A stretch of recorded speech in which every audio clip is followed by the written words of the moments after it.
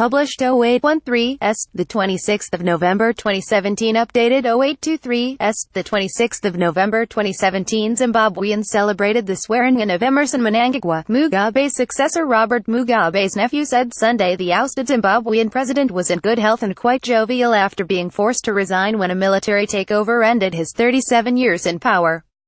Leo Mugabe, however, declined to discuss the $10 million retirement bonus reportedly granted to the 93-year-old former president as part of a deal that finally persuaded him to resign on Tuesday. "He is fine. I have been to see him. He is quite jovial," the son of Mugabe's late sister Sabina told AFP. "He is actually looking forward to his new life, farming and staying at the rural home. He has taken it well." But he added that Mugabe's wife Grace was now concentrating on plans to build a university in his honor. "I like the spirit she has. She is with him all the time. She is an amazing person. She wants to continue planning the Robert Mugabe University so they have something to do," he said. Zimbabwe announced plans in August to build the $1 billion postgraduate university in Mazau, 35 kilometers 20 miles outside Harare. The plan drew fierce criticism as Mugabe is accused of brutal repression and bringing the country to economic ruin.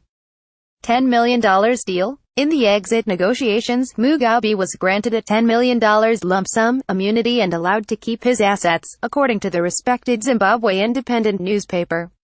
He will still be paid his salary, in line with constitution, while Grace Mugabe will reportedly receive half his pay after his death. Asked about the deal, Mugabe's longtime spokesman George Charamba told AFP that the package of a retiring president will be defined by law.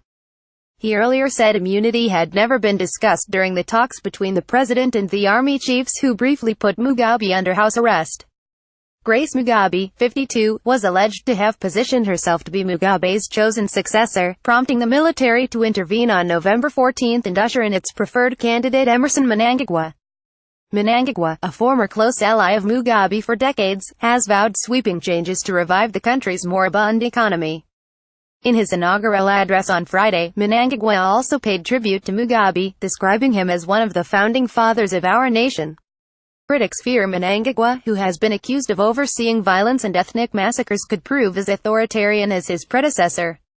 Calls for justice. Mugabe had ruled Zimbabwe since independence in 1980, exercising almost total authority to crush any sign of dissent during a reign characterized by brutality, rigged elections and international isolation.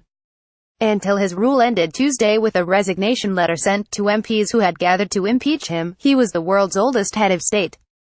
Activist Pastor Evan Mawere called on Sunday for Mugabe to face justice, saying that further demonstrations could erupt if people believe there was no accountability for decades of state crimes.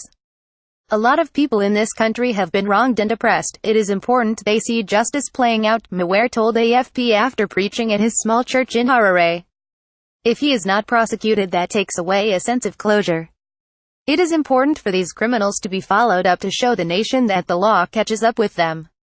Mugabe made a defiant televised address last Sunday, 2 days before he resigned, but he and his wife's current whereabouts is not known.